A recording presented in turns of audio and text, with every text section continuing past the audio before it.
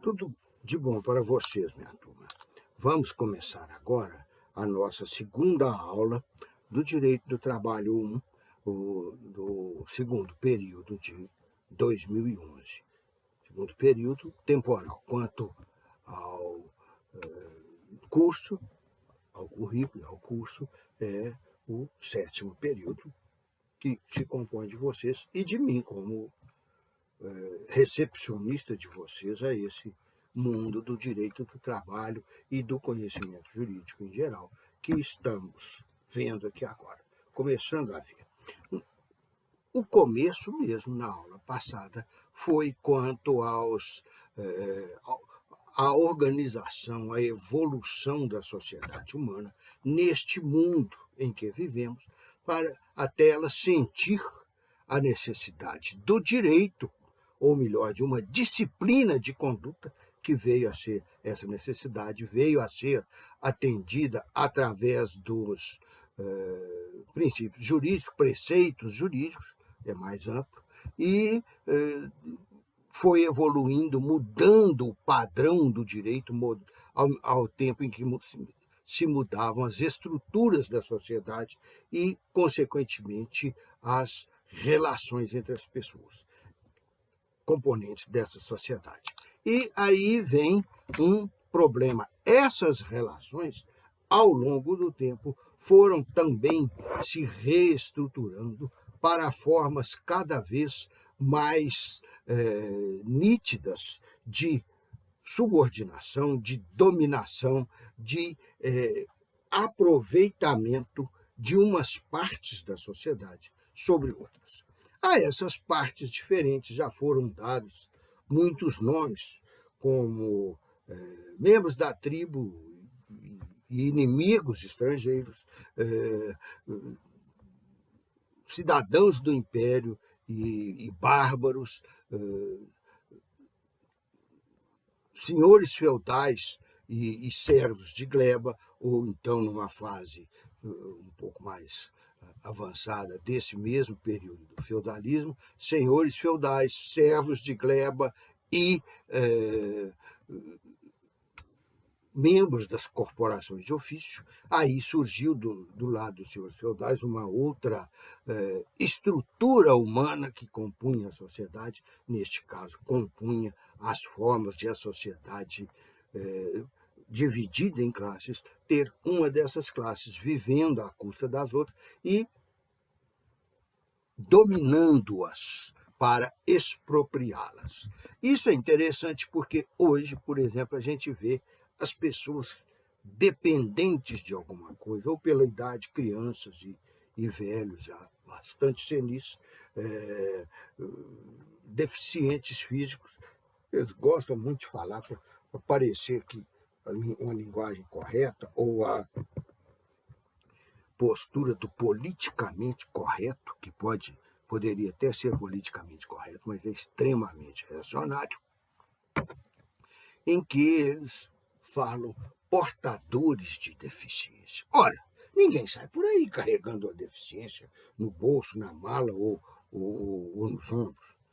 A pessoa se caracteriza por uma série de características positivas e negativas, entre as quais está a deficiência que lhe acomete. Então, eu prefiro continuar na forma antiga, que é semanticamente mais correta e politicamente nos deixa à frente do problema e, por isso, com ele comprometido. Qualquer um na sociedade que esteja com uma deficiência física é credor de nosso apoio, de nosso auxílio, do imposto que a gente paga para manter SUS e INSS, Bolsa Família, que agora eles dizem que vão mudar de nome, provavelmente, como da outra vez que fizeram o auxílio emergencial para a pandemia, eles caparam uns 3 ou 5 meses aí de auxílio que as pessoas ficaram sem, como se desse facilmente. Vai passar 5 meses sem comer, sem beber, sem pegar um ônibus, sem comprar um remédio, uma roupa, nada. Fez um parênteses, tirou, deixou no vácuo, deixou aquelas pessoas no limbo. Isso não existe, né? Mas então, esses casos todos são casos de exploração. Mas e o auxílio não é caso de exploração, é caso de necessidade das pessoas. Ou então elas não estão sendo exploradas, ajudadas, mas elas estão sendo ajudadas porque elas não têm na sociedade uma posição ou uma fonte de renda própria que lhes dê garantia da sua subsistência. Seus velhos, de suas crianças e até de seus nascituros. E isto, eu estou falando a descrição usando os nomes de hoje, ainda não cheguei a falar em empregado, porque este é o atualíssimo, é o que nós estamos estudando, mas já vinha até próximo à realidade, ou, no caso dos deficientes, dentro da nossa malévola necessidade, da nossa malévola sociedade. E, então, com esta evolução, nós fomos mudando também o que a gente chama de trabalho. Vamos mudando também os contatos entre as pessoas para que umas cedam para a outra o produto da sua atividade, de seu desgaste, de seu cansaço, de suas habilidades, sejam elas intelectuais. Por exemplo, o Freud teve 6 discípulos mais próximos, cada um deles fundou uma corrente diferente da psicanálise. Então, eles receberam dele e eles passaram para frente ao conhecimento, que era a ferramenta de trabalho deles.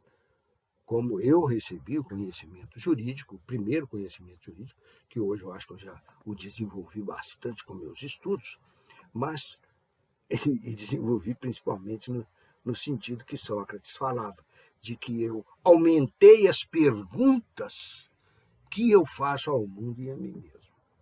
Mas então, voltando, este pessoal que foi se reestruturando e tal, eles já tinham inicialmente estabelecido uma forma de convivência, de ajuda mútua, de exploração uns dos outros, de segurança recíproca, enfim, das relações entre eles.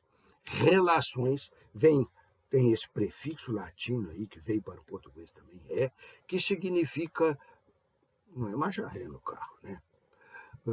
Que significa repetir ou estabelecer ou criar uma interdependência. E ação já está no português, como o ré também já foi introduzido no português. Só que o ação, para introduzir no português, foi modificado. Lá no latim era actio. Mas então, a relação em bom português significa a convivência com a troca de atendimento das necessidades recíprocas. Convivência com atendimento, a troca das necessidades recíprocas. É um bom começo de conversa para nós e para o direito, porque o direito, que eu falei que disciplina a conduta das pessoas, que essas pessoas tribalizadas necessitavam de uma forma para disciplinar a sua conduta. E agora mesmo nós vamos falar por que isso era assim tão importante, tão necessário. Era por causa da ordem? Não. A ordem é que surgiu como necessidade a partir da verificação de que nós tínhamos uma necessidade, a própria necessidade, de vivermos, convivermos e nos relacionarmos em grupo. Só porque éramos animais gregários?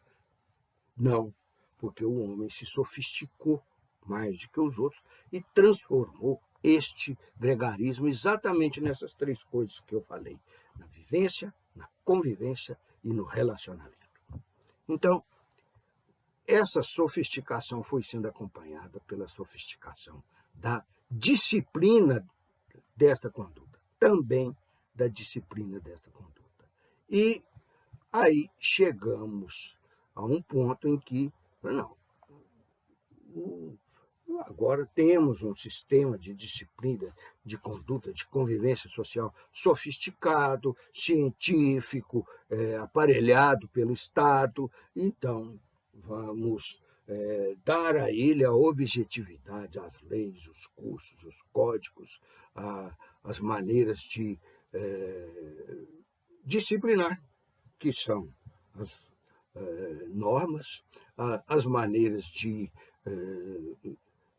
impor, as maneiras de elaborar o direito. Elaborar o direito é o direito substantivo. Impor o direito é o direito processual.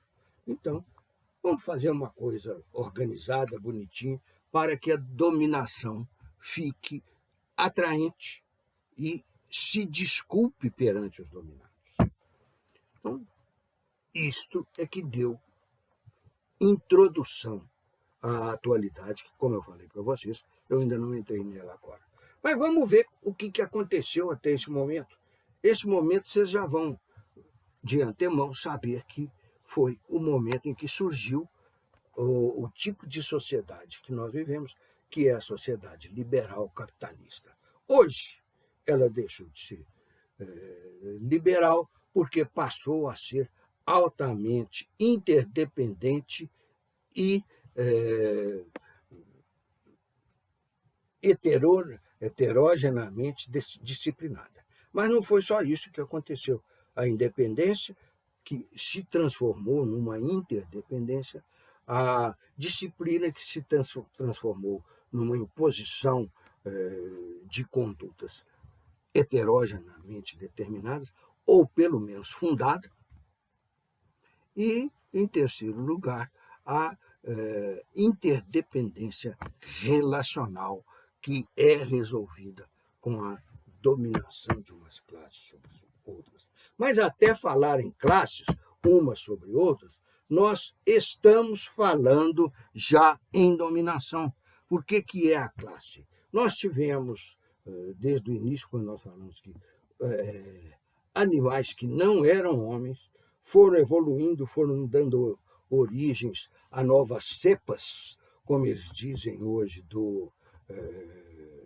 da Covid, cepa delta, cepa alfa e tal, e também foram surgindo essas cepas e se transformando em tribos, em famílias, em fratrias ou fraternidades humanas, enfim, transformando em grupamentos cada vez maiores e mais complexos. O que é mais complexo? É que, na sua convivência interna, eles têm uma estrutura que determina a posição e os privilégios de cada um e que, então, zela pelos aspectos de interesse comum, depois veio a ser interesse público, com a fundação do Estado, dessa sociedade. E para isso, né, disciplina impositiva. Então, isso começou lá na tribo. E a tribo resolveu primeiro isso com o seu macho alfa, o seu guerreiro mais eficiente, superior, mais autoritário e mais autoridade. Então, mas isso ainda era uma solução primitiva, ainda era uma solução que os animais não humanos, ainda não humanos, já adotavam. A solução da dominação por um indivíduo. Esse indivíduo adotava diversos nomes, conforme as tribos, conforme as culturas e tal, mas sempre era o maior guerreiro, era o maior em estatura, era o maior em bens, e era maior em bem porque tinha se apropriado de mais coisa. Era maior em dominação, em autoridade, porque exercia o seu poder da força, poder da estratégia, poder do apoio recebido. Então, nisso tudo, ele se destacava sobre os outros e virava o macho alfa da sociedade. Hoje, quem é que seria o nosso macho alfa? Pelo menos aqui no Brasil, o cardeal, o bispo da outra religião, o Bolsonaro.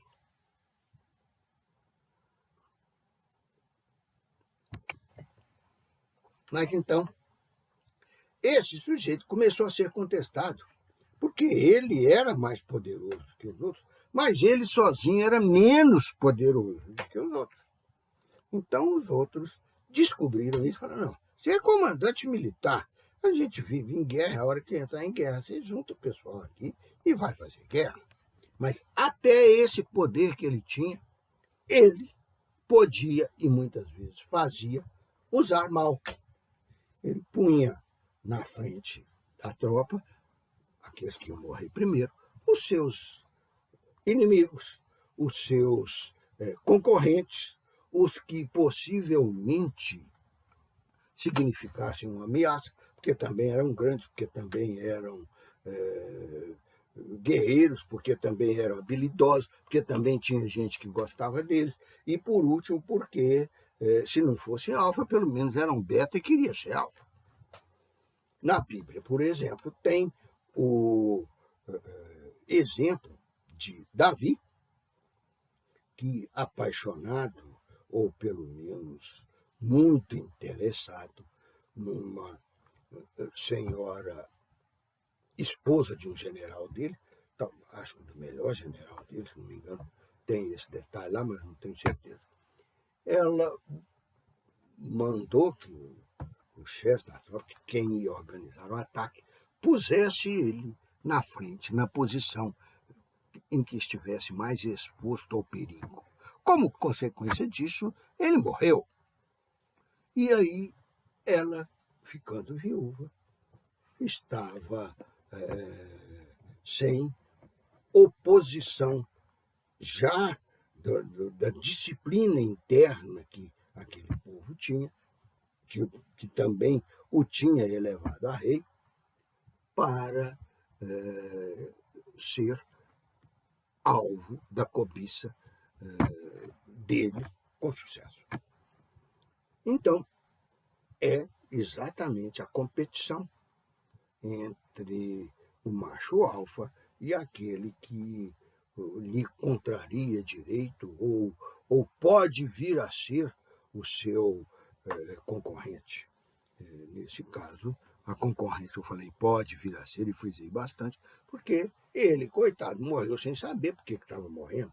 Morreu sem saber que o outro estava ambicionando, não era nem a vitória na batalha, era a mulher dele.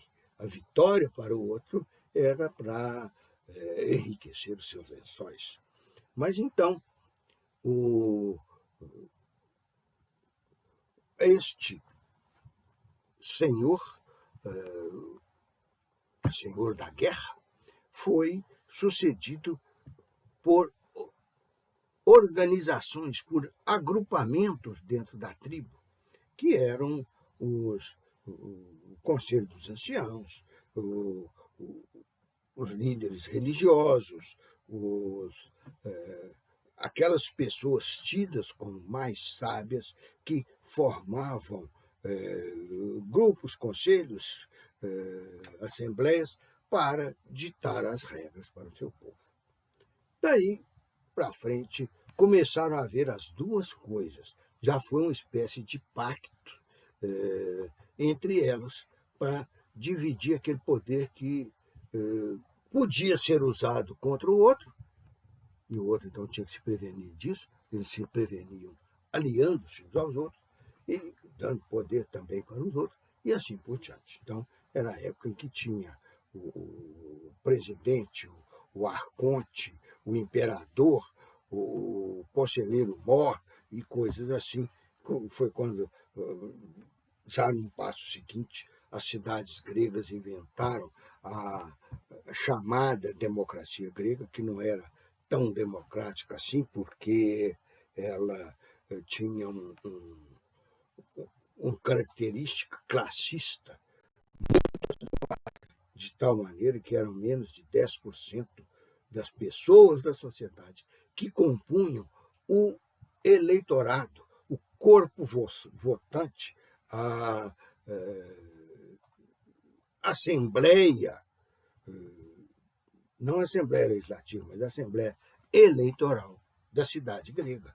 E essa Assembleia tanto elegia o seu chefe, o chefe da cidade, o chefe se impunha e tinha que conviver com a Assembleia, porque não dava conta de fazer uma imposição autoritária e individualista, e aí foram vivendo. Depois, em Roma, tinha o Senado, tinham três instâncias. Os cidadãos romanos, que eram os que comandavam Roma, e acima deles os senadores, lá no Senado, eram os mais respeitados. Era uma espécie de grupo de anciãos, de conselho de anciãos, que existiam nas outras tribos. Porque Roma era uma tribo. Roma era uma tribo. A tribo dos romanos aqui impôs a cidade. O livro Ilíada fala de alguns troianos que fugiram de Troia para dar proteção para os nobres de lá, quando Troia foi conquistada, invadida e conquistada pelos gregos, na famosa Guerra de Troia. E aí um romano, um literato romano, escreveu um poema que seria uma continuação daquele, que se chamava Eneida, em que aquelas pessoas chefiadas pelo que as protegeu durante essa fuga de Troia, o Enéas, se instalou na Itália e fundou Roma. Quer dizer, os romanos seriam descendentes dos troianos. Mas isto é uma imaginação literária, uma história mítica, mas que não tem comprovação real. Então, não é história, é um conto, é uma crença da população. E, antes disso, já tinham outros com outros fundamentos. Por exemplo, no Egito, nós tínhamos os faraós, que eram os reis com a sua corte, com seus áulicos, com seus protegidos, e esses faraós, imperadores do Egito, eram de origem divina. Por isso é que eles se casavam muito entre parentes, primo com prima, irmão com irmã, pai com filha, essas coisas todas lá existiam com frequência, porque eles tinham que preservar a divindade dentro da sua família, porque ali, naquela composição sanguínea, naquela composição familiar, é que estaria a noção de divindade do faraó egípcio. E este eu dei por exemplo para completar, mostrar que eram muitas formas diferentes de estabelecer essa convivência de um macho alfa comandando a sua matilha, com uma secção, um seccionamento dessa matilha para formar os seus conselheiros, os conselheiros do rei, a nobreza imperial, o conselho de anciãos, o conselho dos chefes militares, o conselho dos dominadores regionais. Lá na Pérsia eram sátrapas, e assim por diante.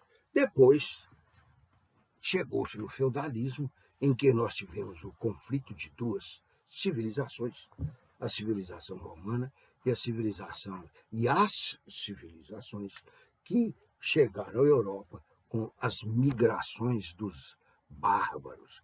Esses bárbaros estavam nas fases, às vezes, mais antigas, mais primitivas disso que eu acabei de falar. Enquanto os romanos já tinham sofisticado o seu poder a tal ponto que a dominação de um sobre o outro tinha ficado juridicamente, politicamente justificada. Mas aí, com o entrechoque dessas duas culturas diferentes, surgiu um tipo intermediário de dominação, que era o dos senhores feudais. O mais nobre deles, o que tinha comandado o povo na migração até a Europa, que tinha comandado a instalação do povo e que tinha dividido as terras conquistadas entre os seus amigos, auxiliares, guerreiros, comandantes e tal, e que então tinha se reservado essa posição de rei. Mas, no fundo, ele era apenas um senhor feudal com esse grau nobiliárquico que ele conquistou pelo comando da migração até a Europa. E aqueles que receberam deles as terras, as honrarias, a participação na sua corte, que antes tinham recebido o comando das tropas daquele povo, porque eles não tinham um exército igual o romano, igual o brasileiro, igual o dos Estados Unidos. Morreu, de ontem para hoje, um generalíssimo lá que comandou aquela guerra de extermínio contra o Iraque para vingar o desmoronamento, a destruição, né, das duas torres gêmeas em Nova York e de uma parte do Pentágono também. E para vingar aquilo, eles fizeram aquela guerra genocida contra o Iraque, saíram de lá, a coisa virou uma baderna, uma luta entre senhores tribais, entre poderosos regionais ali e religiosos. O que está acontecendo agora também com o Afeganistão, entre o Estado Islâmico e aqueles que aos quais os Estados Unidos praticamente entregou o Afeganistão, que são os talibãs, dos quais os Estados Unidos tinham invadido e tomado o mesmo Afeganistão há 20 anos atrás, como vingança pela destruição das Torres Gêmeas, e agora ele entregou lá, foi embora e deixou aquela total desestruturação entre os povos, que lá tem muitos povos do mesmo país. Mas então, eram outras formas de dominação, de segurar os povos, de regular as relações internas e externas, né? E aplicar alguma forma de uma ordem, não jurídica, mas de uma ordem de comando comum a todo o povo. E aí, no feudalismo, aqueles que detinham feudos eram nobres, tinham títulos de nobreza e detinham as terras nas quais eles construíram seu castelo, obviamente com a participação forçada de todo o povo, e subdividiram aquilo em pequenas partes, que eram as glebas, cada uma delas outorgada sem transferir a propriedade. Sim, porque não existia propriedade naquela época. Esses invasores da Europa, esses bárbaros, nem sequer conheciam propriedade, que a propriedade tinha vindo do Império Romano, a noção de propriedade, quem tinha era o Império Romano, e mesmo assim ainda era uma propriedade bastante tribal. Depois nós vamos ver alguma coisa sobre esse aspecto de como que se dominava essa economia do trabalho no Império Romano. Mas, por enquanto, vamos tocar com a nossa historinha, porque eu estou precisando de chegar num ponto bastante importante para nós. Então, de lá, saiu-se para o liberal capitalismo, que eu já expliquei no final da aula passada, e falei que o de hoje não é nem capitalismo, porque eu tenho a intervenção do Estado, e ela mudou de natureza, que passou a servir aos poderosos. Quem é poderoso tem riqueza, ou porque conquistou o poder com a riqueza, ou porque conquistou a riqueza com o poder. Então, estes é que dominam o ordenamento político, o ordenamento jurídico e o ordenamento social, e usam esse domínio, esse poder que eles têm, vindo da relação capitalista, que era a detenção do capital, noção muito mais ampla de que é de propriedade, e que então com isso eles dominam os outros e transfiguram essa dominação sob o nome de direito.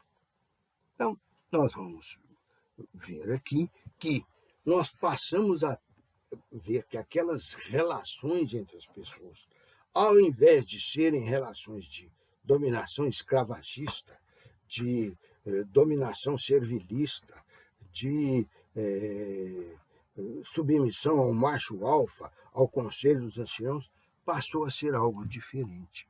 Na atualidade, nós temos aqui as relações sociais entre essas pessoas que compõem a sociedade passaram a ser regidas pelo direito.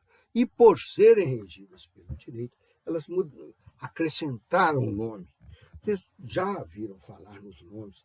Tem 17 nomes próprios e mais 8 assinaturas, do Dom Pedro I, do Dom Pedro II, das princesas filhas do Dom Pedro II, que as filhas do primeiro foram embora com ele para Portugal, e de outras situações assim, aquele monte de nomes.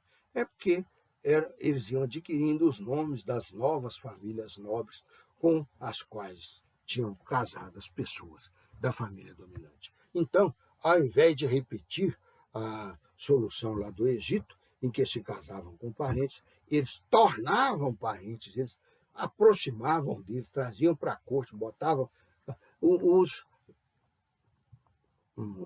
a maioria das vezes, de outros reinos, como foram as esposas dos nossos 2 imperadores, e a integravam na família, botando mais um nome, mais um nome familiar em seu designativo. E aí estabeleceram-se já a partir daí, apesar de que os nossos imperadores eram mercantilistas, e principalmente o segundo já viveu na época capitalista, nos primórdios da época capitalista. Existe até um livro que se chama... Aqui, eu acho que eu tenho ele aqui.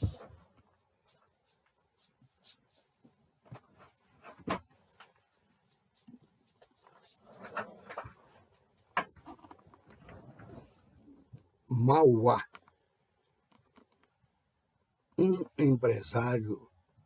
Mauá, empresário do Império. É de Jorge Caldeira, conta que o Mauá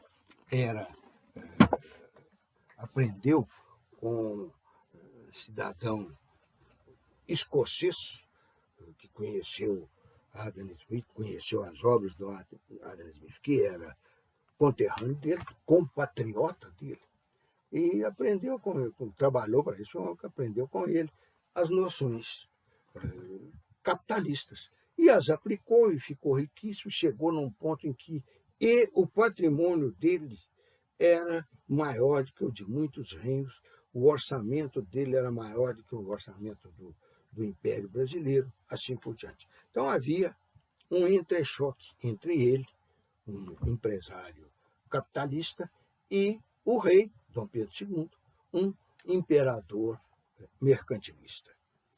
Estávamos na fase de transição. E, obviamente, lá, como em qualquer lugar, como no mundo quase todo, como nas sociedades em que sociedade é menos, que tem as sociedades indígenas, as sociedades dos desertos do Oriente Médio, a Sociedade dos Desertos da Austrália e tal, que não estão nessa briga ainda de capitalismo versus mercantilismo e vivem em padrões primitivos que são regulados, têm as suas normas internas postas de maneiras completamente diferentes. Pois bem, desse entrechoque que aqui no Brasil se personificou na disputa entre o imperador Pedro II e o empresário Mauá, Visconde de Mauá, mas que em todos os países teve os seus vencedores, muitas vezes a ferro e fogo. Nos Estados Unidos, por exemplo, tinha os Rockefeller, na Inglaterra e na França tinha os Rothschild, e assim por diante. Mas então, eles implantaram um tipo de direito que é o direito capitalista, o direito de proteção aos detentores do capital. Aos detentores, o que é capital? São as riquezas apropriadas que vêm ligadas à natureza, aos recursos naturais, a fazenda, a mina, a plantação, a borracha que tiravam lá da Évia, lá no meio da Amazônia, e assim por diante. E, além desses recursos naturais, o capital volátil das patentes, propriedades, invenções, dinheiro circulante, pedras preciosas e ouro e tal. E, em terceiro lugar, dos mecanismos que o próprio homem inventou, os veículos, e que usava para ganhar dinheiro. Os veículos, os navios, as indústrias, as lojas comerciais, os estoques de comércio, e assim por diante. Antes, o mercantilismo, Dom Pedro II representava esse lado, integrava esse capital também a turma, o número de escravos que a pessoa tinha. Com a a libertação dos escravos e, logo em seguida, a proclamação da República, esta fonte de recursos, essa especialização escravagista do capital desapareceu. Simplesmente, de manhã o escravo valia uma fortuna, saiu a Lei Áurea da Princesa Isabel, de noite o escravo já não valia mais nada. Ele já não era apropriável, ele já não era um bem dominial para os outros. E dominial aqui, é claro que eu estou falando no sentido de propriedade, mas tanto o dominial como a proprietas, quanto a dominação, vem do mesmo radical latino, radical mesmo, que era dominus, quer dizer, dono. Então, esse dono se adornou de tudo. E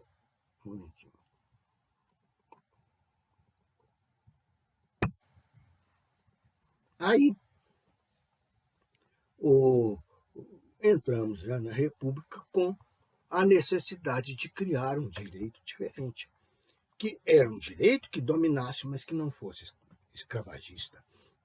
Era um direito objetivo, posto pelo Estado, mas admitindo, através dos contratos, através das disposições de primeira, segunda e última vontades dos seres humanos, através dos tribunais, através dos grandes senhores regionais e das províncias que existiam no Império, que foram transformadas em estados, na República, que editasse um direito sofisticado para essa sociedade. E foi feito, e está aí esse direito. Já bem depois surgiu dentro dele, como uma planta diferente no meio da floresta, o direito do trabalho. Não vou mencionar nada dele agora, porque eu tenho que voltar lá atrás e fazer a historiazinha dele. O que nós vimos até agora é que houve necessidade de se disciplinar a conduta entre partes das relações de trabalho, da atividade, da energia que uma pessoa dispunha para a outra. E, com isso, ganhavam os capitalistas, aqueles que detinham os bens sobre os quais os trabalhadores iam fazer incidir a sua energia de trabalho, o seu trabalho, a sua atuação produtiva. Essas palavras devem começar a entrar na cabeça de vocês desde agora. Atuação produtiva, relação de trabalho, cessão da energia de trabalho. E isso tudo ocorre através da tal relação que eu estava falando. E que recebeu essa disciplina diferenciada que nasceu já dentro de um campo jurídico já posto. Para isso foi preciso, aqui no Brasil, estou falando especificamente do Brasil agora, foi preciso, inclusive, que o Brasil estivesse num sistema político anômalo, que em 1937, o governante que já estava no poder há 7 anos, chamado senhor Getúlio Dornelles Vargas, mais conhecido por Getúlio Vargas, ou só por Vargas, um tratamento íntimo da população brasileira para ele, e que ele já estava no poder desde a Revolução de 1930, quando chegou em 37, periclitando já pela terceira vez, porque ele tinha estabelecido uma guerra com o Estado de São Paulo em 1932. Em 1934, ele tinha cedido à população e feito talvez a mais perfeita Constituição que o Brasil já teve, a Constituição de 1934. Em 1937, os nazifascistas brasileiros, do Partido Integralista, quiseram dar um golpe contra ele.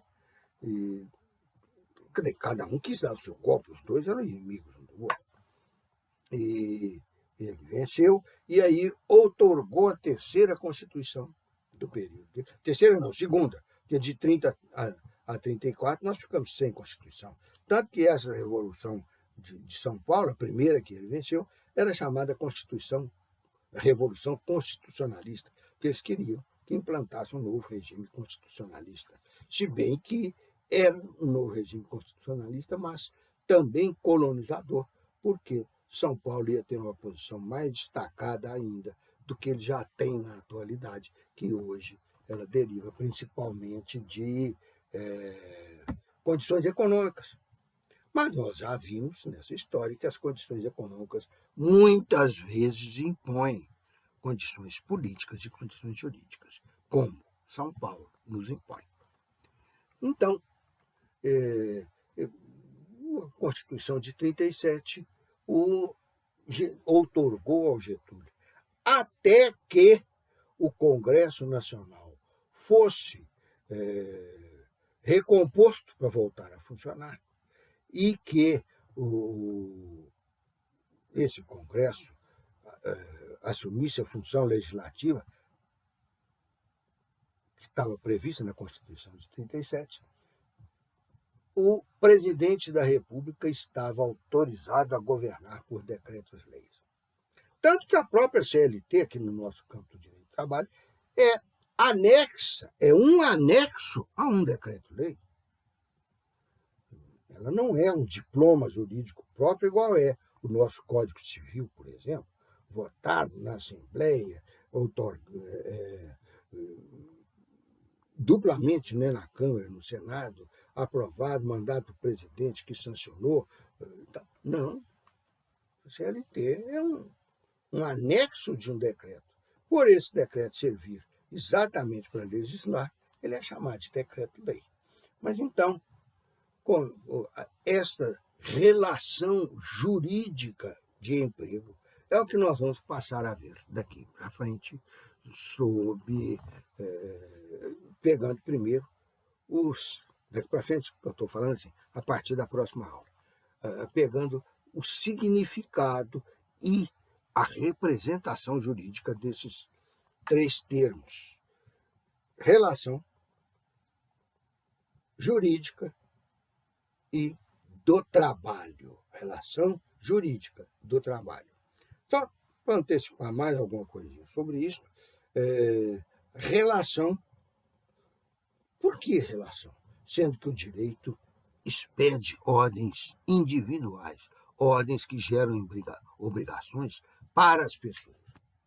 E à medida que ele vai evoluindo, ele deixa de fazer ordens só para uma pessoa, ou que cada pessoa assume subordinando-se individualmente àquilo. Eu já falei para vocês que a ideia de indivíduo foi criada na Revolução Francesa como sujeito de direito. E o sujeito, ele está sujeito àquele direito. Há uma relação de sujeição entre o sujeito, a pessoa, o indivíduo, o direito, que é a forma de disciplina, e o Estado, que é o fundador, é o conjunto de fundações deste ordenamento jurídico. Mas então, aí é que foi criada a disciplina legal, a disciplina jurídica, para esta relação jurídica de trabalho. Por isso, nós vamos começar a estudar por aí. Hoje, nós estamos terminando essa parte de apresentação de nossa temática. Eu quero já adiantar uma outra parte e depois dar uma noção geral do nosso semestre para vocês.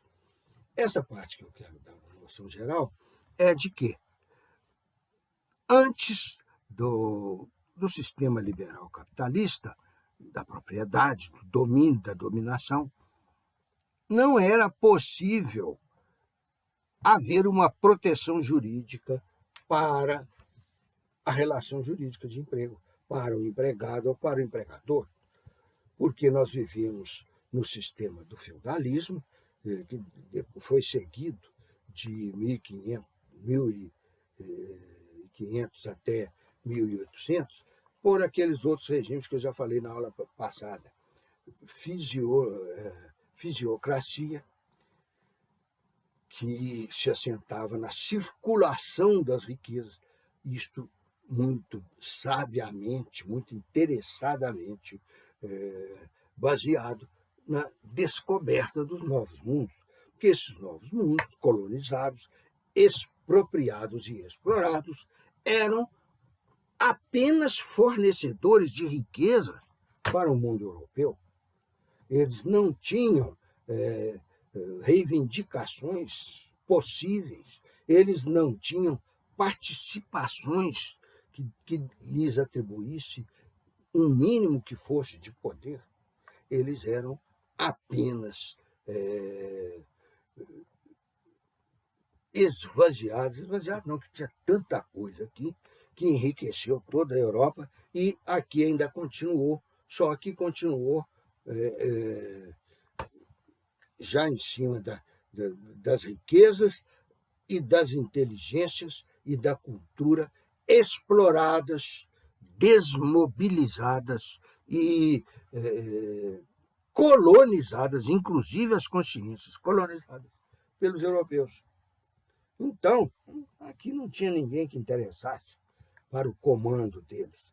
E lá na Europa é que eles criaram relações de emprego para substituir aquelas relações cujo poder dependia vinha da relação com a terra, através do feudalismo. A fisiocracia dizia que essas riquezas tinham que circular. Então, a primeira circulação delas era atravessando o Atlântico.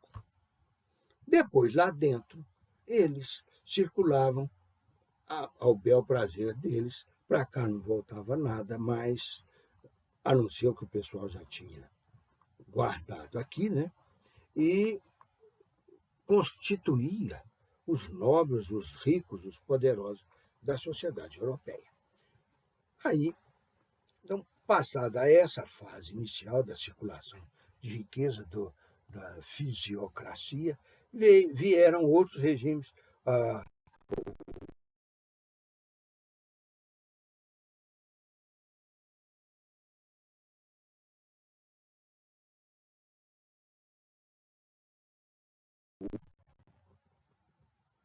O bulionismo, que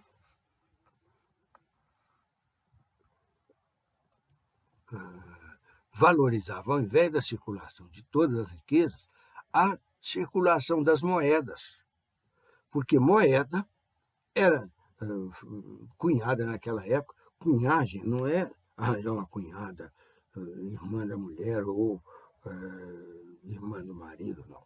Cunhada vinha do verbo cunhar, que é modelar, moldar na forma de fazer moeda. Então, a moeda cunhada pelos estados e pelos bancos é que era o padrão de riqueza. Depois disso veio do bulionismo, veio o mercantilismo, que voltou para a circulação, mas não para a circulação das riquezas apropriadas, como na fisiocracia, que valorizava a própria circulação. Aqui, a circulação é que passou a ser o instrumento de poder e, com isto, a classe dos comerciantes, dos bancários, daqueles que exerciam atividades econômicas urbanas, é que detinha o poder de controle da economia. E aí chegou no capitalismo, no liberal capitalismo. E, logo, com o liberal capitalismo, multiplicou-se o número de trabalhadores empregados. Por quê? Por uma razão muito simples. Os feudos faliram. Você pega uma gleba de terra, do tamanho suponhamos, de um bairro aqui de Belo Horizonte, ou de uma região de Belo Horizonte, como a região noroeste, a região de Venda Nova, a região do Barreiro, e entrega para um senhor cidadão nobre, Marquês do Rei. Esse senhor cidadão nobre, Marquês do Rei, se instala ou autoriza a continuidade daquelas famílias de servos de gleba que estavam ali no seu feudo, divide as glebas para evitar conflitos entre eles e fica ali vivendo da participação que ele tinha nas explorações, nas produções das glebas, vivendo das guerras que ele fazia, levando os servos de gleba como guerreiros e trazendo alguns deles de volta, que os outros morriam lá, né? E assim por diante. Não. Acabou isso, entrou o capitalismo. O capitalismo, então, pegava gente que não tinha nada, não era nem reconhecido como um artesão, como um produtor rural, como um metalúrgico, fazedor de espada, nada, porque eles estavam destruindo as corporações de ofício que organizavam as pessoas que faziam isso tudo. Então não havia nenhuma atestação de que a pessoa era um bom artesão ou que era bom nisso, naquilo, como cultivador, como criador. Não tinha nem como atestar. E as pessoas também não queriam, os nobres, os poderosos, os senhores, os proprietários, não queriam o trabalho desses outros como servo de gleba. Porque o servo de gleba primeiro ocupava a gleba. Segundo, ele tinha uma tradição de determinada atividade que a família dele trazia multissecularmente nos 1000 anos em que durou o feudalismo. Não. O dono Quem inventou a máquina a vapor, quem inventou o trem de ferro, quem descobriu um padrão industrial, um padrão empresarial, melhor dizendo, de explorar minas. As minas, por, por outro lado, passaram a ser muito mais desejadas e buscadas e valorizadas, porque elas produziam o carvão, que movia as indústrias, o ferro, que fazia os equipamentos para as indústrias, para os navios, para os outros meios de transporte, e mais alguma coisa desses minérios úteis, minérios de produção, porque o ouro, a prata, as pedras preciosas tiradas aqui de Minas e, grosso modo, de toda a América, essas entravam no patrimônio dos senhores para o seu pessoal deleite e a sua arregimentação de poder. Porque qualquer dessas joias, dessas coisas que eles fossem vender, dessas pedras preciosas, que eles fossem vender, que eles fossem dar a bancos como garantia do dinheiro que eles precisavam, colocava na mão deles, ao mesmo tempo, dinheiro e poder. E quem tinha mais poder e dinheiro do que eles era o banco. Deixou de ser o rei, passou a ser o banco. Porque o banco é que podia emprestar para eles dinheiro em troca daquelas fortunas em metais preciosos e pedras preciosas que eram tiradas daqui, da Índia. Os da África ainda não tinham sido descobertos, não, mas foram daí uns 150 anos, quer dizer, há 100 anos atrás. Então, constituiu-se um mundo em que acabou isso tudo. Não acabaram essas riquezas. Acabou o controle do mercado, o controle da riqueza, o controle do poder através delas.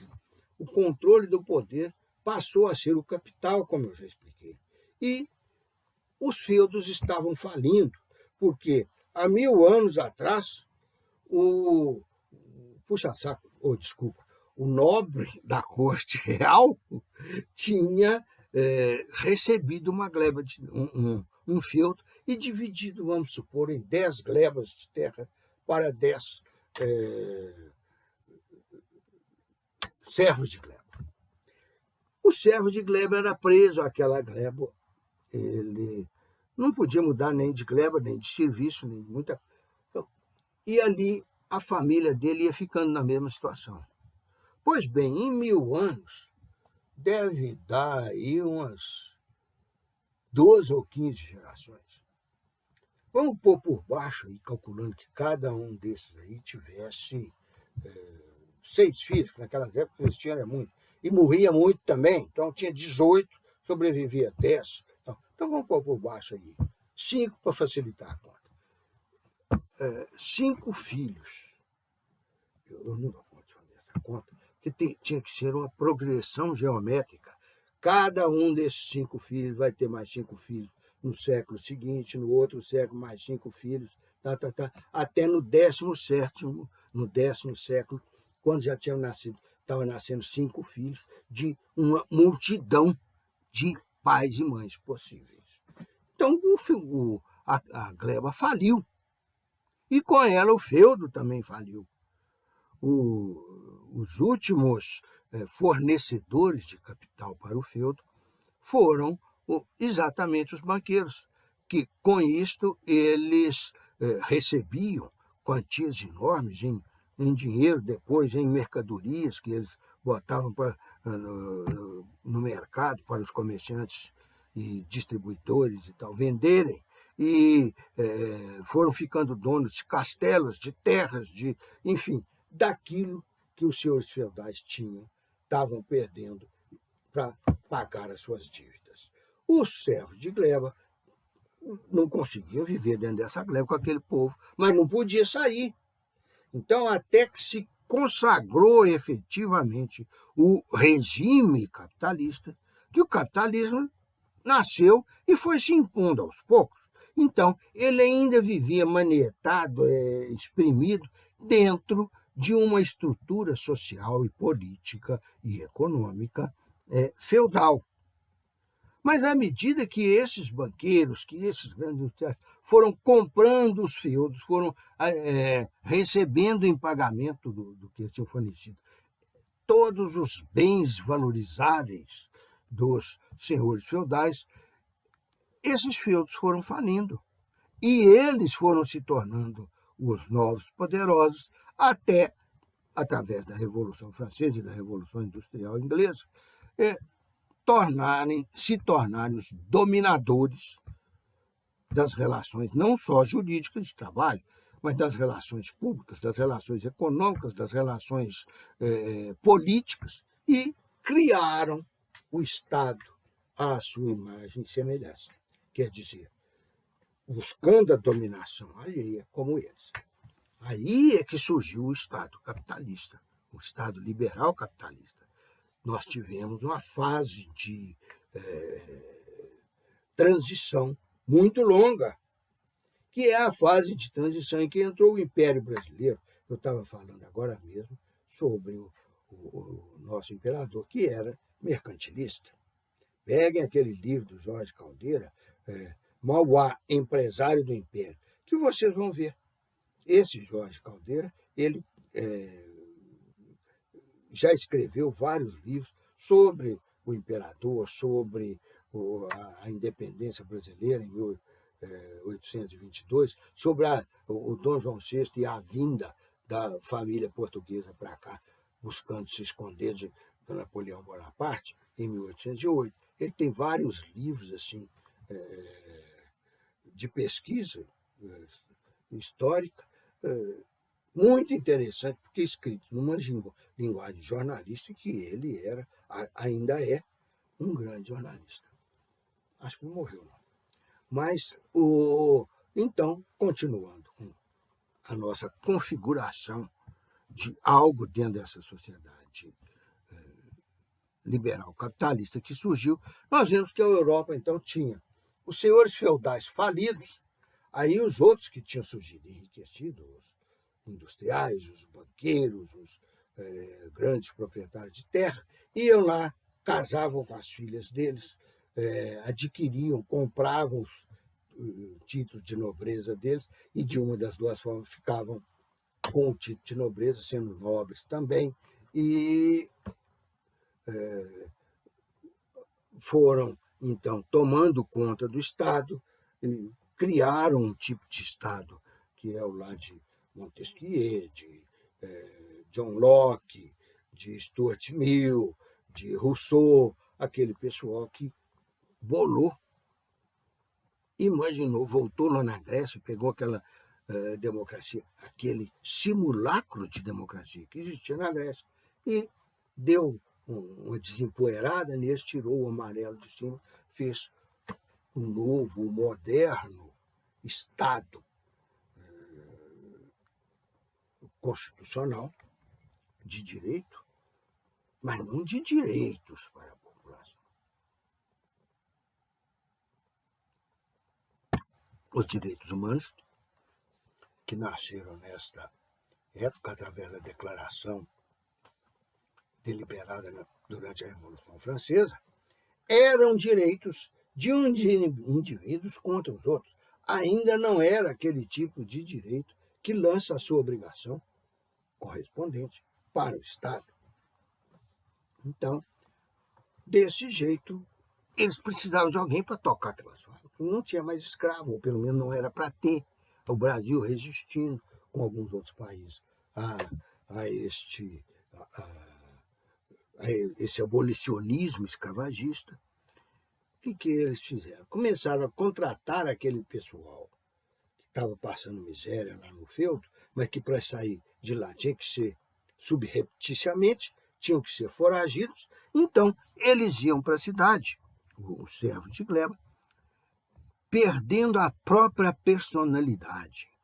Porque na cidade eles não podiam se identificar, não, eu era servo de gleba lá do feudo do Barão de Paranapiacaba. Porque se eles falassem isso, o barão de Paranapiacaba vinha cá, levava a família inteira, todas aquelas frutos daquelas gerações pretéritas, enfiava lá, matava metade deles, ou mais um pouco, botava os outros de novo na gleba, e até dava um alíviozinho, porque com menos gente, é uma política de Estado, lá, política de feudo, como é hoje a política de deixar nós brasileiros morrer de epidemia. Alivia, sabe? Gasta menos energia, gasta menos água, come menos para poder exportar mais comida para a China, gasta menos produto industrial. Agora, a riqueza ou a pobreza acumulada continua existente, continua a mesma, por isso o Estado vai receber os mesmos tributos, só que é de menos gente, e vai ter que dar menos coisa em troca, então viabiliza mais um pouquinho a existência daquele feudo, viabiliza mais um pouquinho a existência de ditadura e do nosso governo atual.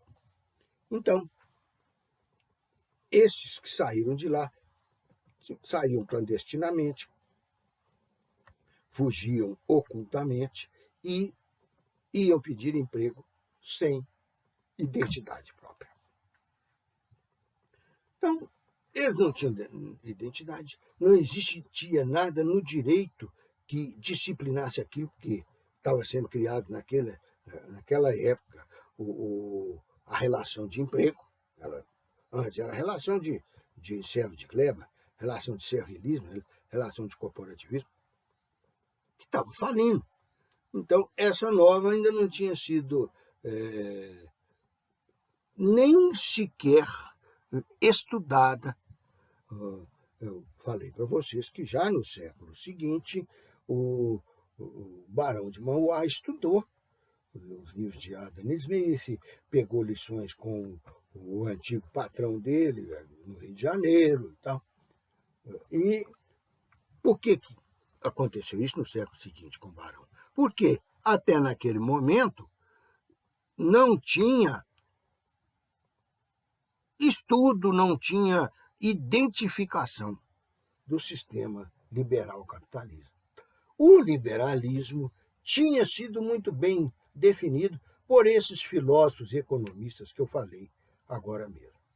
Mas o capitalismo ele foi de um surgimento político-prático muito interessante, porque faliu o que existia, que era o feudo. A riqueza se multiplicou no período, que estavam já os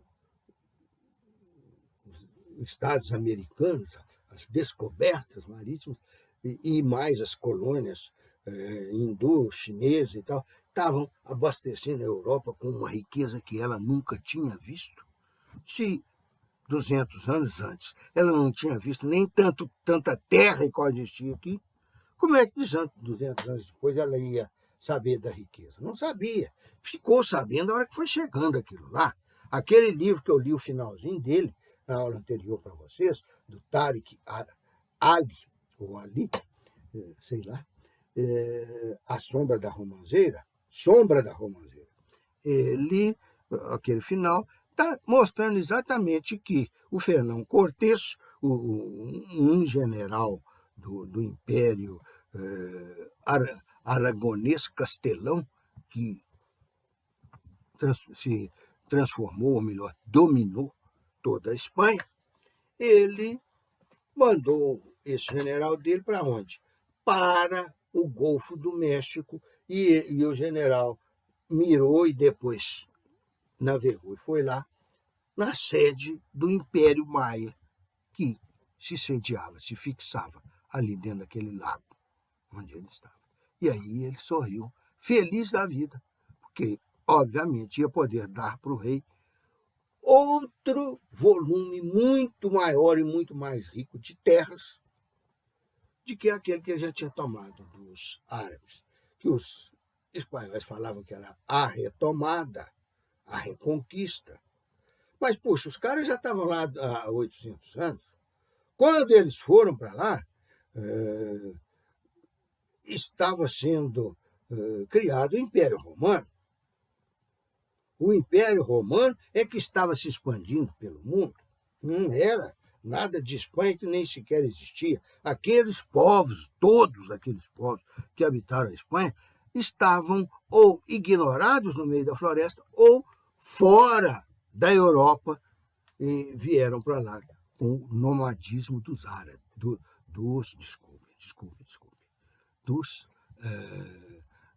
bárbaros, que são chamados de bárbaros por razões específicas que os romanos notavam nas suas relações com aqueles povos.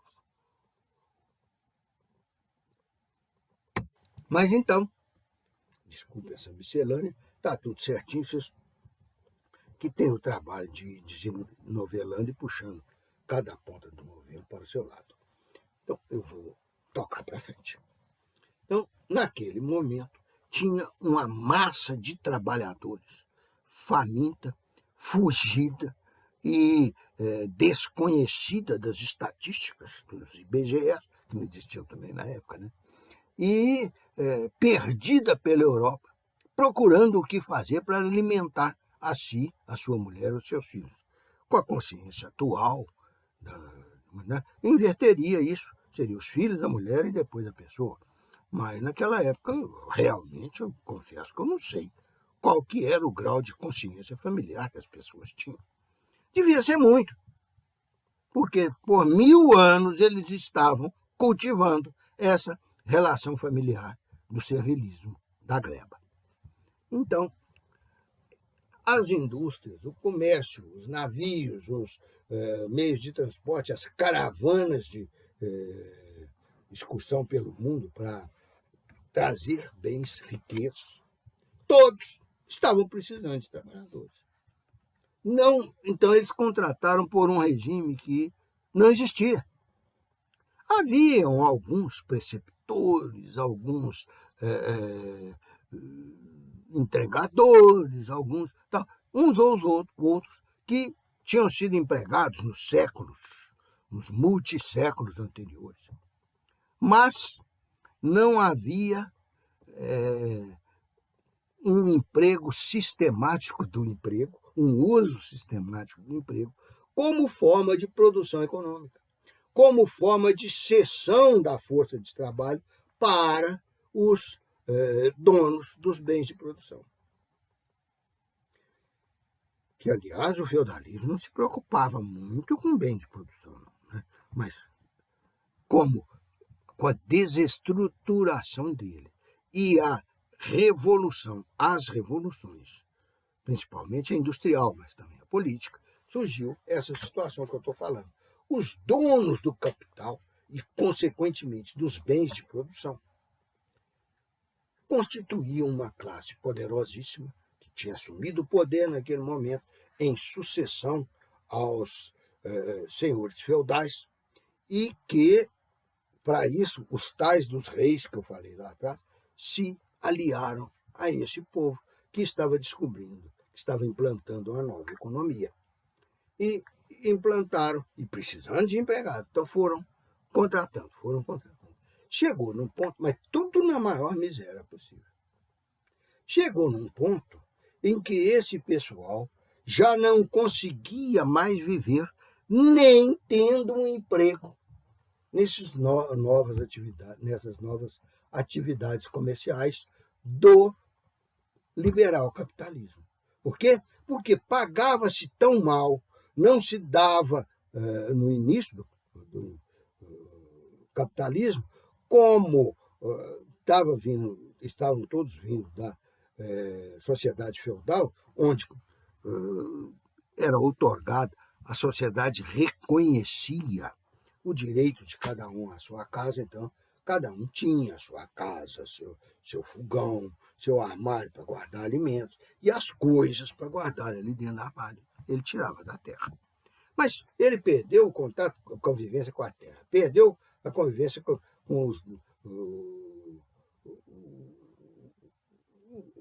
os imóveis residenciais. a produção agropastoril. Foi para a cidade, onde ele não tinha nada disso, ele já começou entrando na miséria, né? Então arranjou um emprego miserável, numa forma de cessão de força de trabalho que não existia até então, por isso não tinha nenhuma disciplina jurídica, e isso o tornou mais miserável ainda, porque mais explorado. Até um ponto em que ele já não tinha mais nada a perder a não ser a própria vida. E que eles estavam tão chateados com ela que não valorizavam muito, e tanto que muitos morreram nas reivindicações, nos esforços, nas manifestações, nas lutas reivindicatórias que eles empreenderam para resolver este problema de carência alimentar, de desnutrição, de inanição dessa população. Trabalhava 14, 16 horas por dia, 12 por dia, sem receber em troca nada que lhes garantisse uma subsistência, se não razoável, se não digna, pelo menos sustentável, né? Mas aí, então, espera um momentinho, deixa eu pôr esse livro lá.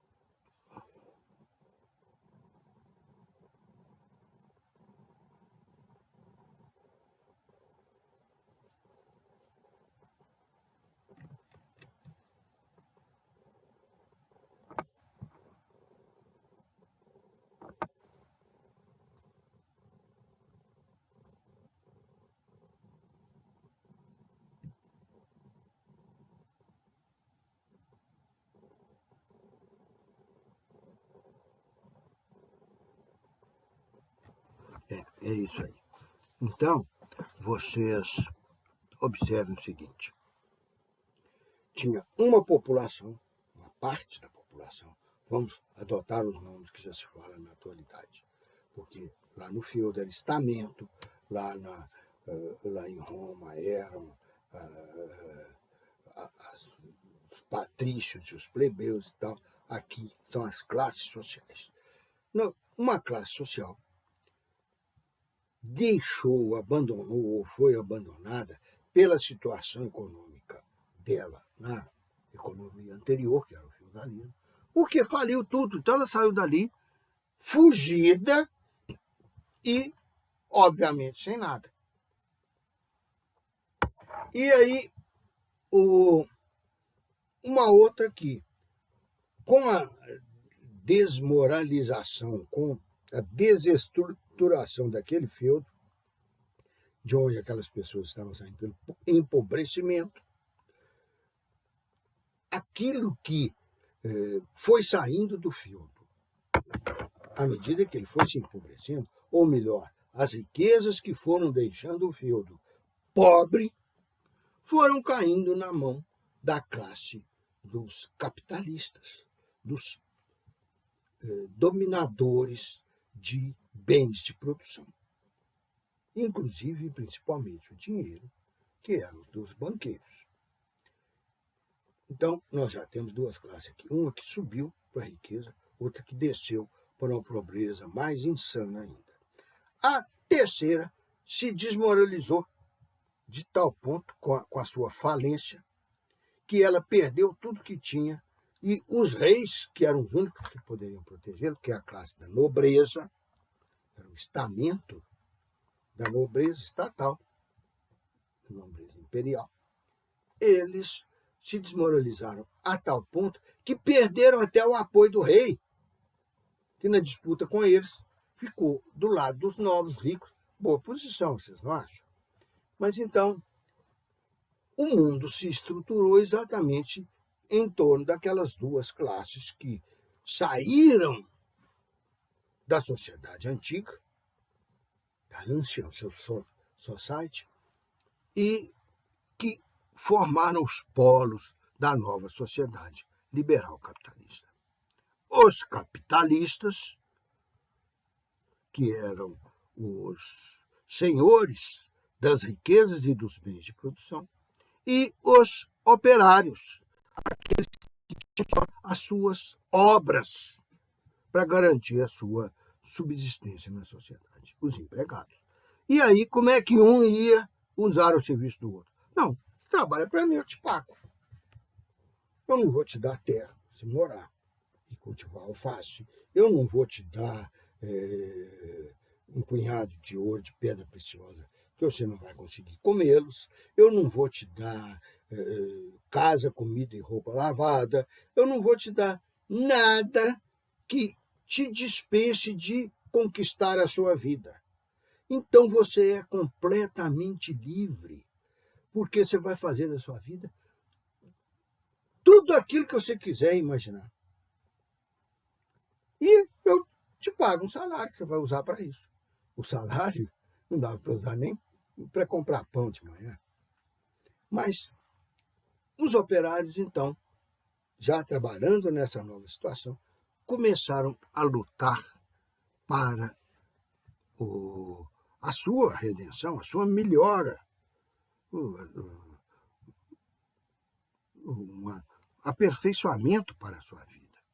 E chegaram à conclusão de que eles não tinham condição, que não existia condição de dignidade e de subsistência para eles dentro dessa nova sociedade, que eles não eram servos de gleba, eles não eram os possuidores da casa em que moravam, se é que eles estavam morando, porque muita gente foi simplesmente para a rua, e não era rua asfaltada e casa e prédio com marquise, igual tem hoje, não.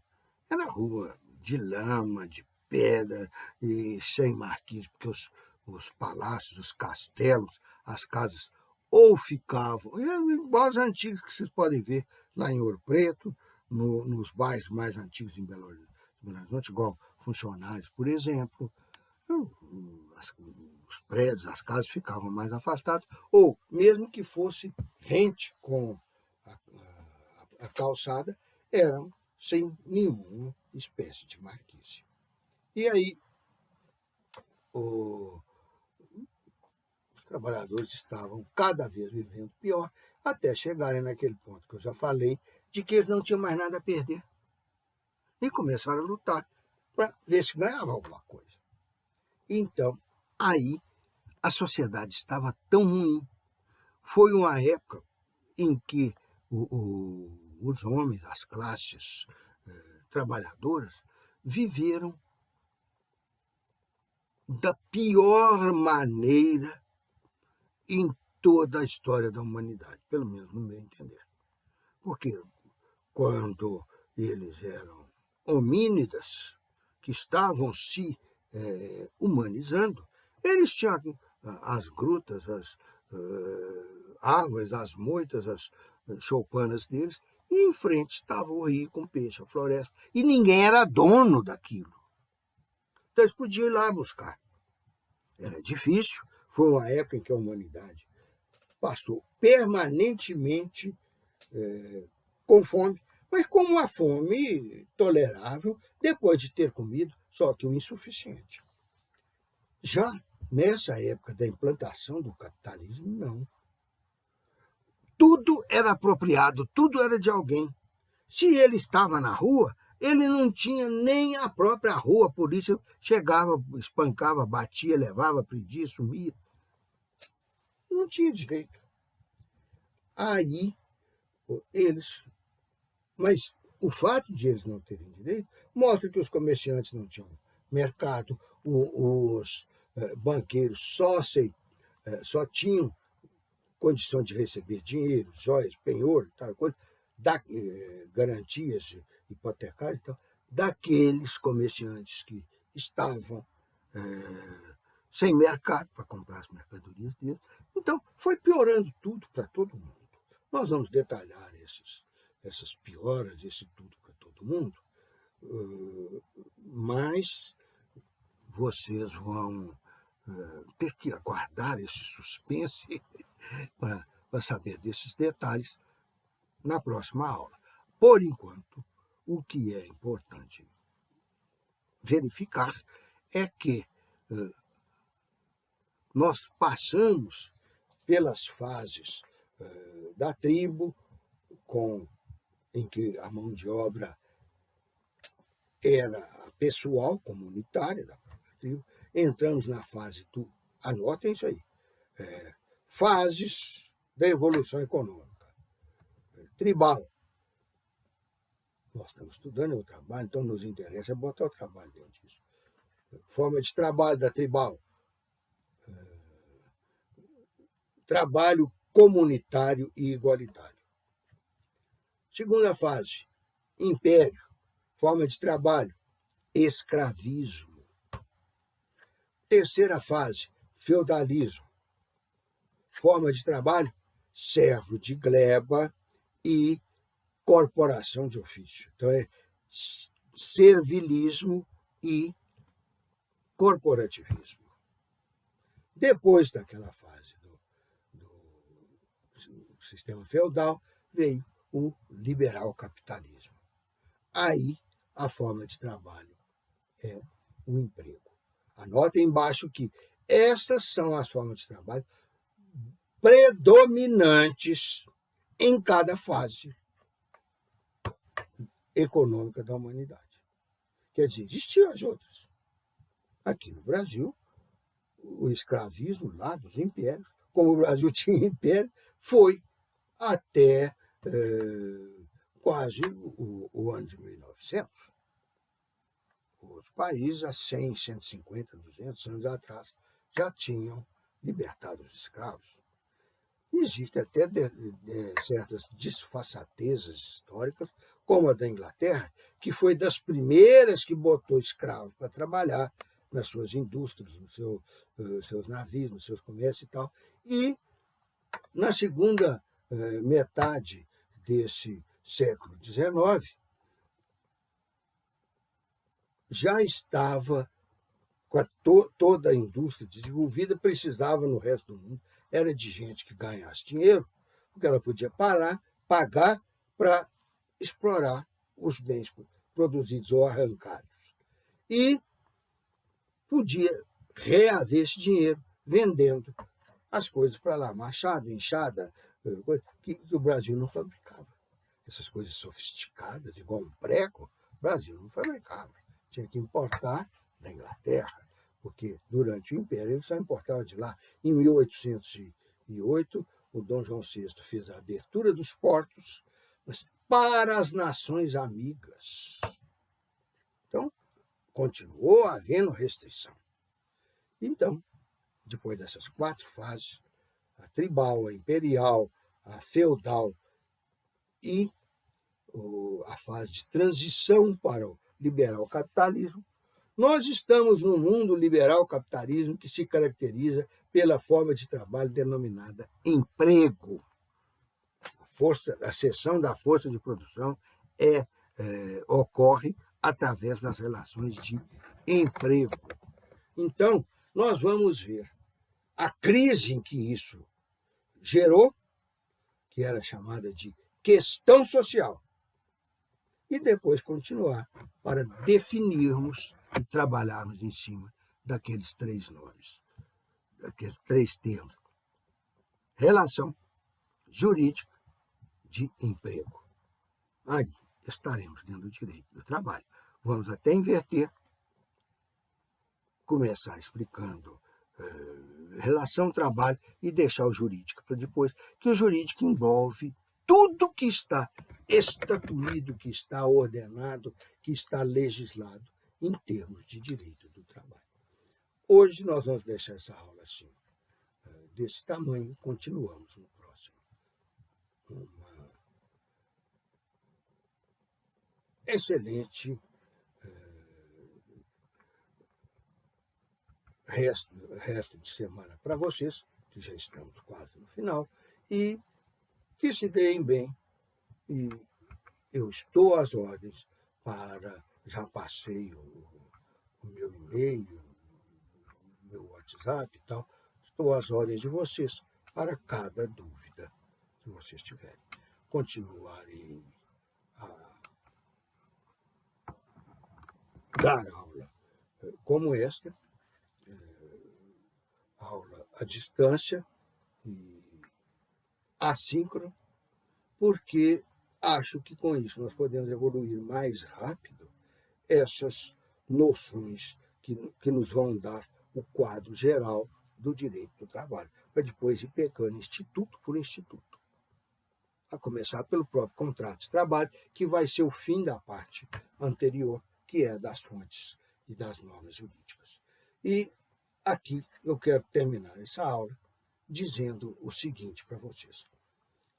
O meu modo de funcionar aqui como professor, na minha convivência com vocês, ou na minha relação de trabalho com vocês, eu, por enquanto, estou dando aula assim, não sei como é que vai evoluir a escola para eu poder aderir àquilo que me facilitar a tarefa de fazer com que vocês saiam daqui juristas, e não apenas, como eu já expliquei, operadores do direito.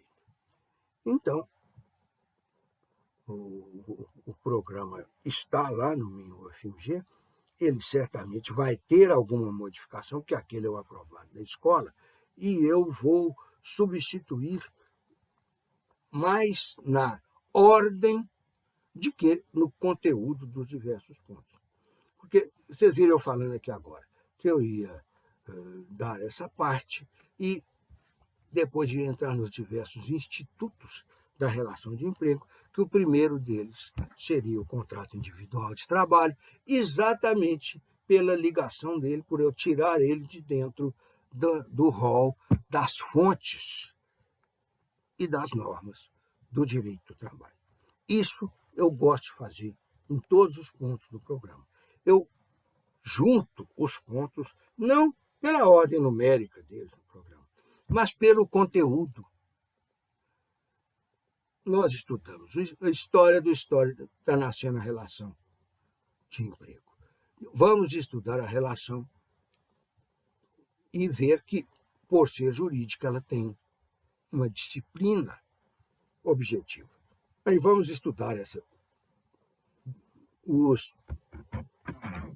as origens, as fontes dessa disciplina, que são exatamente as fontes do direito do trabalho, e dentro delas vamos ver em seguida as normas. Entre essas fontes do direito do trabalho, a mais próxima do chão, da terra a terra, da nossa vivência justo-trabalhista, nós teremos o contrato individual de trabalho. Então vai ser a última fonte que a gente vê, dali a gente já emenda para o que está dentro do contrato, que são os outros institutos do contrato de trabalho. Seção da força de trabalho, jornada, que é a maneira que ocorre a seção, salário, que é a maneira que se paga a seção, e depois as proteções ditas do empregado. Férias, 13º, isso nós vamos ver, outra inversão. Eu vou, em vez de tirá-la da frente, colocar perto de contrato, que é o contrato é que dá direito. Ele não cria o 13º, mas cria o direito do fulano de tal contratado de receber esse 13º. E vamos tocar aí para frente, já dentro dos pontos não mencionados aqui, mas que estão bem mencionados lá no programa. E, para isso, eu uso a seguinte bibliografia. Nenhuma. Por quê? Porque toda ela me serve. vocês vejam, eu tenho ali 3 livros de direito do trabalho, 3 manuais de curso, que são os que eu mais uso. Por isso é que eles ficam aqui perto. Porque com a pandemia eu estou trabalhando o meu serviço advocatício, eu estou fazendo aqui dentro de casa e estou usando os mesmos livros que eu estou usando para dar aula para vocês. Então, tá essa bagunça aqui, porque não tinha nem espaço para eu colocar tudo. Os livros que eu reputo que vou usar menos, eu deixo no escritório. E, aos poucos, eu vou precisar de mais isso, vou precisar de mais aquele. Pego eles lá e trago para cá. E aqui vai só amontoando aqui do jeito que está, enquanto lá eu vou esvaziando as prateleiras. E, então, os livros que são mais recomendáveis, que são mais acessíveis, são o da Curso de Direito do Trabalho,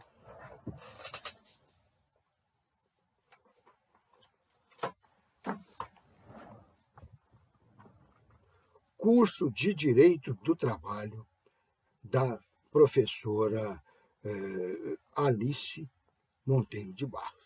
Atualizado e tal. Esse aqui, que eu deixei aqui em casa, foi atualizado até 2016. Vocês terão que pegar um mais atualizado, mais jovem, que nós estamos já há 5 anos nesse aqui.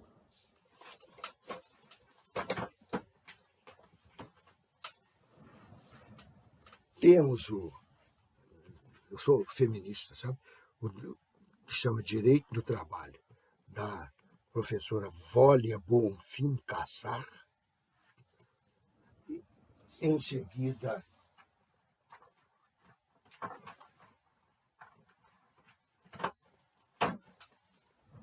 eu vou mencionar alguns de cabeça, porque os meus estão lá no escritório. Tem o do professor Maurício Coutinho Delgado. E por que eu prefiro esses 3? Principalmente o do Maurício e o da Alice, porque eles foram professores aqui na nossa escola. Ela faleceu, por isso é que a atualização é feita por outra pessoa, outro juiz do trabalho aqui de Minas. E o Maurício, que é juiz do TST, que deu aula aqui na escola, esses foram professores aqui da escola. Então, eles é que me ajudaram, e ajudaram os outros professores mais antigos a fazerem esse programa da escola. Os livros deles seguem mais ou menos os programas, as ideias que esses livros trazem. É o que nós discutimos e aprendimos aqui, enquanto alunos de graduação, do pós-graduação, professores novos e tal. Agora, nós já estamos aplicando isso que a escola nos forneceu. Então, está mais compatível com ela. Esses estão mais compatíveis com ela. Mas tem outros também. Eu acho o do Orlando Gomes, curso de Direito do Trabalho do Orlando Gomes, e Elson Gottschalk. Eu acho ele excelente. Tem o Arnaldo Sequinde, o Délio Maranhão e o Cegadas Viana, que eles vocês podem usar de qualquer maneira. Tem o livro de cada um e tem um livro que é genial, que é dos 3. Cada um falou uma parte. Só que é um pouquinho maior do que esse aí. E quem mais? O Evaristo Moraes Filho tinha um livro atualizado pelo filho dele, mas esse eu acho que está fora de... não foi reeditado, e por isso deve ser difícil vocês acharem. Instituições de Direito do Trabalho, se não me engano, Evaristo Moraes Filho, atualizado pelo Antônio Carlos Flores de Moraes. Agora tem 2 bem simplesinhos, um deles ainda é útil, é quase esquemático do Direito do Trabalho atual, que é o do Amaury Mascaro do Nascimento. E tem um outro que eu desaconselho, estou mencionando ele para vocês não comprarem agora, que é o do Otávio Bueno Magano. Porque o direito do trabalho se diz, eu duvido, não acredito nisso, eu vejo que não é, protetivo do empregado. E o Otávio Bueno Magano dá uma interpretação dos institutos trabalhistas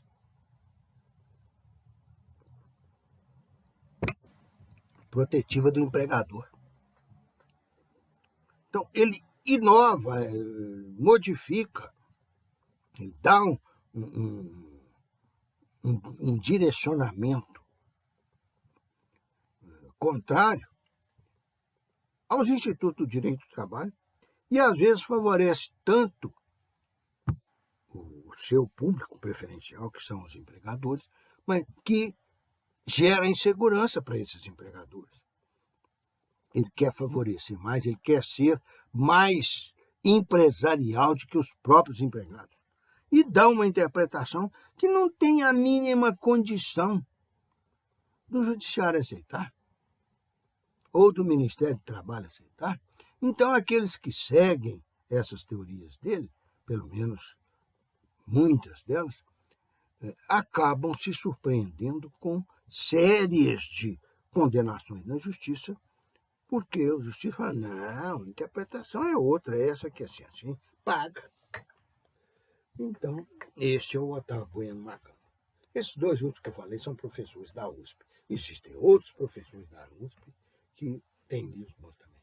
Tem um outro do José Guilherme Feliciano, é juiz do trabalho também no estado de São Paulo.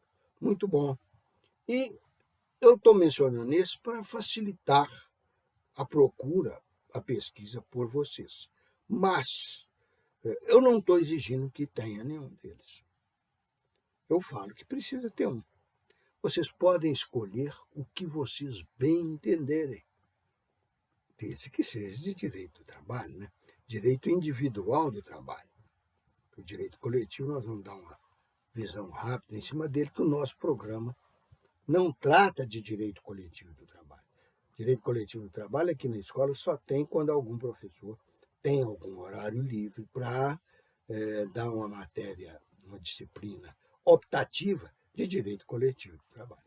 Mas no nosso programa eu pedi que colocassem, na época que a gente discutiu ele, pelo menos uma visãozinha geral do direito coletivo do trabalho. Por isso tem um ponto nosso que se chama Noções do Direito do Trabalho Coletivo. Noções do Direito Coletivo do Trabalho. E só. Agora, esses livros até agora eu estou sugerindo. Vocês vão escolher, vocês vão ver ao prazer de vocês. Mas agora vamos para os que são cumulativamente e definitivamente obrigatórios. Constituição da República Federativa do Brasil, a CLT e a legislação de complementação à CLT. Quando nós formos ver as fontes do direito, eu vou explicar para vocês que existe uma diferença entre leis complementares e legislação de complementação. Leis complementares são para complementar a Constituição. E elas são de um conteúdo específico, de um instituto jurídico determinado e tem um status paraconstitucional, porque elas são previstas pela Constituição. E tem a legislação de complementação, que aqui no direito do trabalho existe, e no direito tributário existe. A nossa é a complementação à CLT, no direito tributário é complementação ao Código Tributário. No direito civil nós temos um monte de leis paralelas, ou os planetas fazem, circulando em torno do Sol, circulando em torno da CLT, do Código Tributário, do Código Penal. Existe muita lei que complementa esses institutos básicos da legislação. Isso é lei de complementação. Aliás, eu falo legislação de complementação, porque pode nem ser lei. Pode ser decreto-lei, pode ser decreto presidencial, pode assumir uma série de outras configurações de fontes do direito do trabalho. Então, Nesse caso, essas 3 últimas que eu falei aí,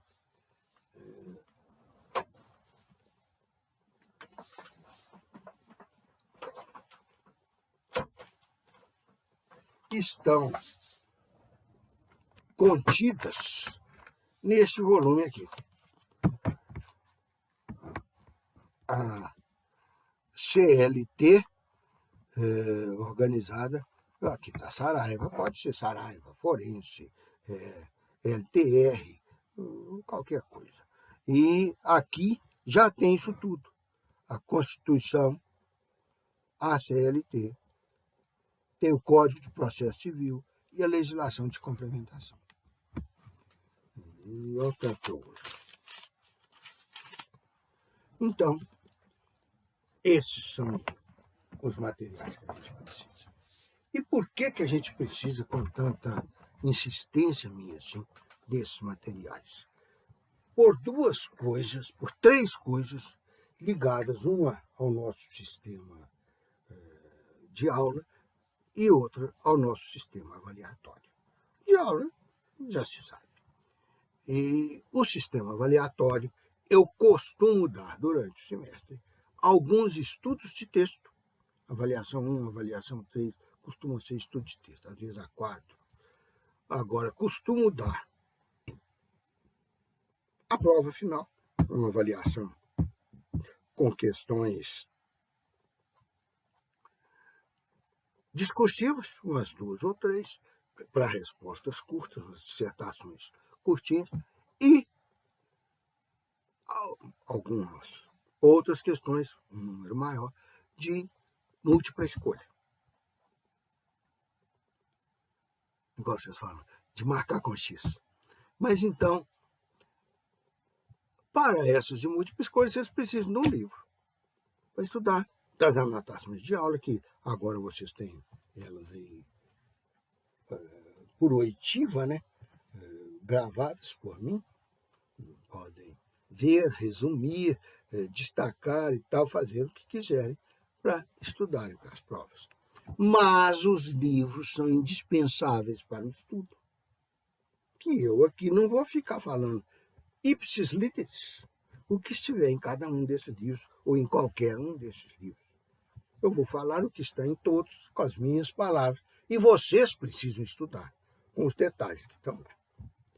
E, por último, este trabalho que eu falei, que eu determino, o último, não é o último cronologicamente, porque o último é a tal da prova, que eu já chamo de prova final e pronto.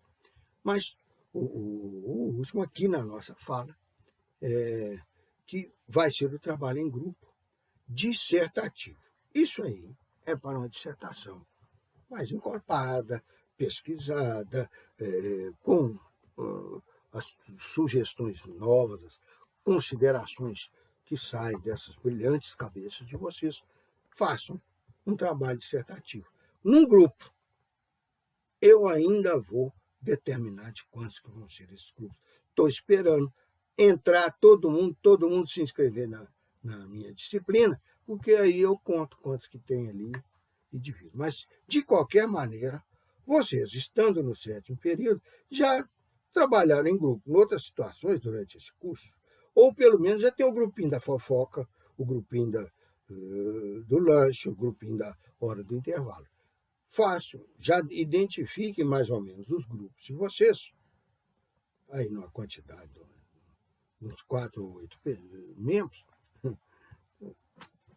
e já combinem de comprar livros diferentes, de fazer as anotações da aula mais ou menos detalhadas, cada um no seu estilo, porque na hora que eu falar o trabalho é esse, façam isso, entreguem dia tal, vocês já terão nas mãos todo o material de consulta necessário.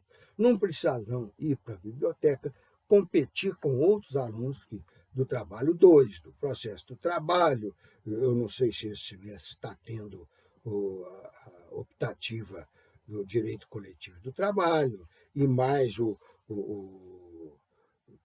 pessoal do curso Ciências do Estado, que lá tem umas 2 ou 4 disciplinas trabalhistas e a biblioteca não tem condição de atender isso tudo, e costuma ter prioridade lá, ou chegar primeiro, os alunos do pós-graduação, que fazem pós-graduação nessa área.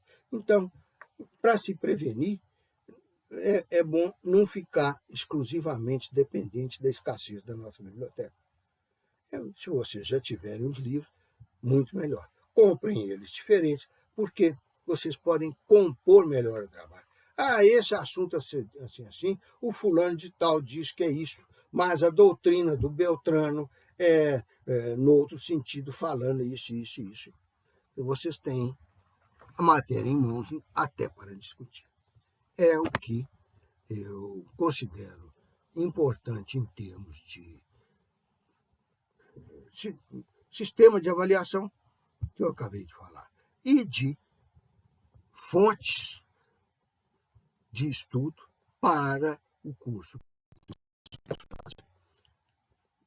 Terminado isso, na próxima aula nós vamos falar na questão social e já partir para a criação do direito do trabalho, direito individual do trabalho, e até lá, tudo de bom para vocês. Eu estou terminando a aula mais cedo, porque deixa vocês esquentando o motor devagarinho.